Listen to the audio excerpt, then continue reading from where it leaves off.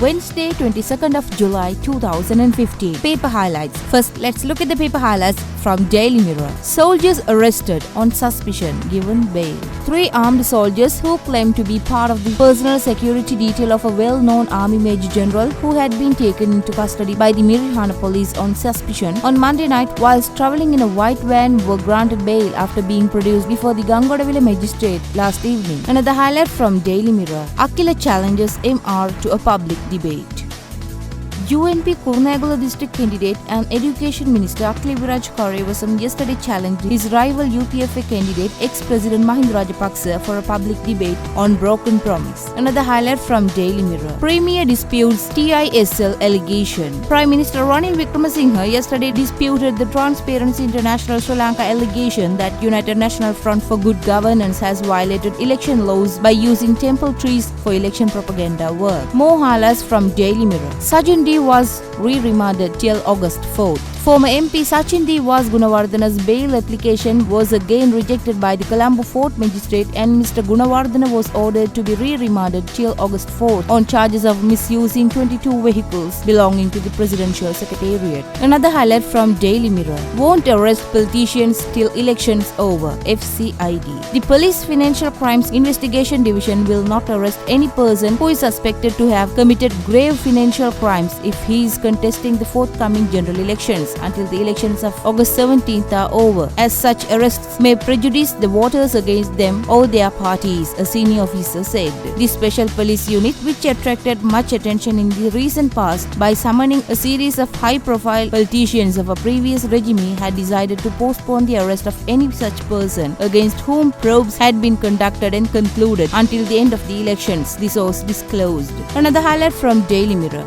Security mesh at Premadasa Stadium. A security mesh will be installed at the R. Premadasa Stadium enclosing blocks C and D to prevent objects being thrown into or from them, Sri Lanka Cricket said yesterday. Now let's move to the paper highlights from Ceylon today. White van nabbed with 3 soldiers. Top military officers pistol with body. 3 armed soldiers in mufti who were travelling in a white van with false number plates were arrested last Monday evening at Pangiriwata land, Mirihana police sources said. Another highlight from Ceylon today. Ex-LTTE cadre held in TN. 75 cyanide capsules seized. Police arrested a former militant of the proscribed LTTE and seized 75 cyanide capsules, 300 grams of cyanide, 4 global positioning system sets and 7 mobile phones at coastal Uchipulli in Tamil Nadu on Monday. Another highlight from Ceylon today. Dubai Marriott owner under international probe. An international investigation has been initiated into the $238 million Dubai Marriott hotel property owned by Nandana Lokvithana, Deputy Foreign Minister Ajit P. Pereira told the media yesterday. Now let's move to the paper highlights from Daily News. CID bust massive money transaction during presidential election. Rupees 149 million transferred from Chinese companies' accounts. Money used for t-shirts and caps sporting MR badges. The Criminal Investigations Department is investigating a case where the China Harbour Engineering Company has allegedly handed over a staggering rupees 149 million to former President Mahinda Rajapaksa's election campaign last year. China Harbour Engineering Company was a company involved in a number of key construction projects in Sri Lanka, including the Hambantota International Harbour, where former President Rajapaksa was in power. The company is an international contractor that is a subsidiary of China Communications Construction Company Limited. The CID had found out that the money had been obtained from HTPD account of the company maintained at Standard Chartered Bank, Colombo. A person by the name of VHRH Francisco had obtained rupees 89 million on December 12, 2014 and January 7, 2015 in 3 checks, CID sources said.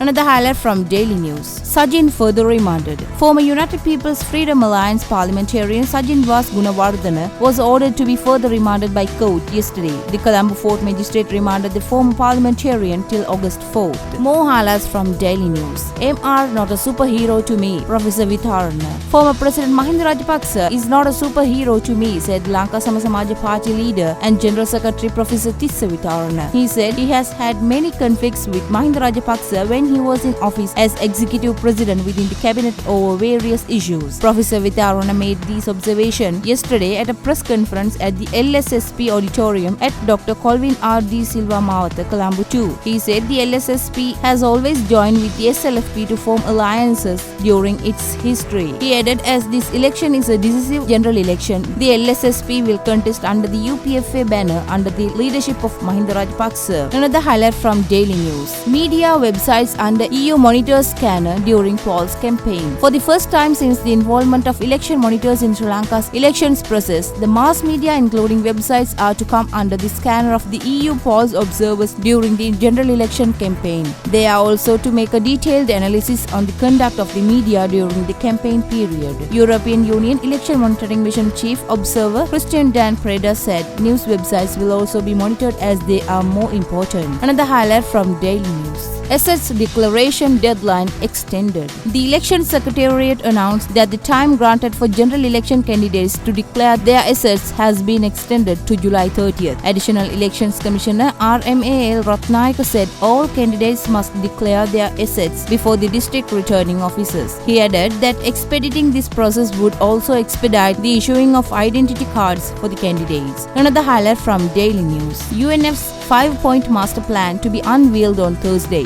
Prime Minister. The 5-point master plan, which would take the country towards socio-economic prosperity under a United National Front government, would be unveiled on Thursday, Prime Minister Ranil Wickremesinghe said, addressing a UNF election rally in Batticaloa yesterday. The master plan themed "Our Solutions to Your Problems." According to the Premier, will pool the main issues faced by the people under 5 main areas while presenting comprehensive solutions to overcome the matters. Another highlight from Daily News. No UNF MOU signed at Temple Trees.